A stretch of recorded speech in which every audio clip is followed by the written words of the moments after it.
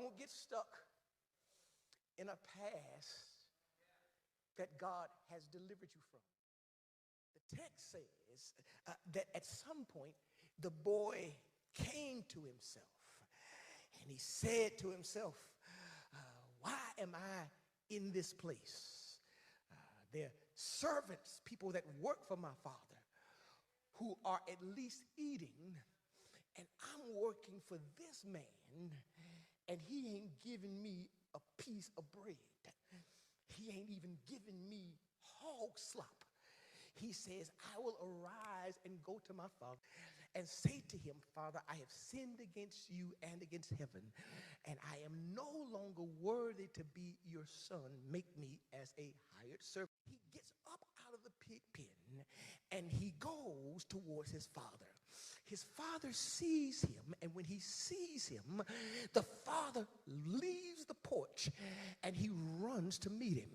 The text says, somebody shout, the text says, the father falls on his neck and begins to lavish his boy with kisses.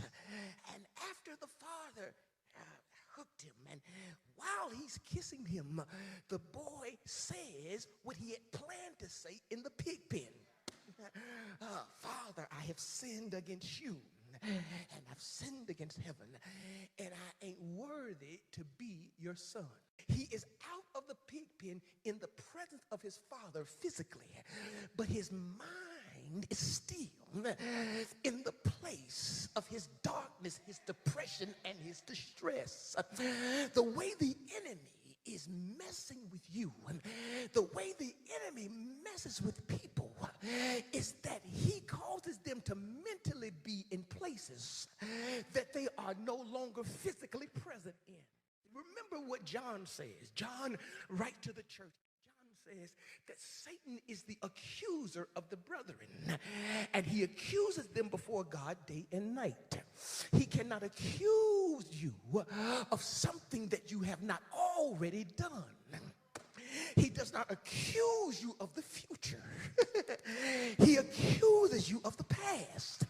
And what he does now is he causes you to stay stuck in your mind in a past that you ain't even in no more. That's why you're so depressed. That's why you're still hiding.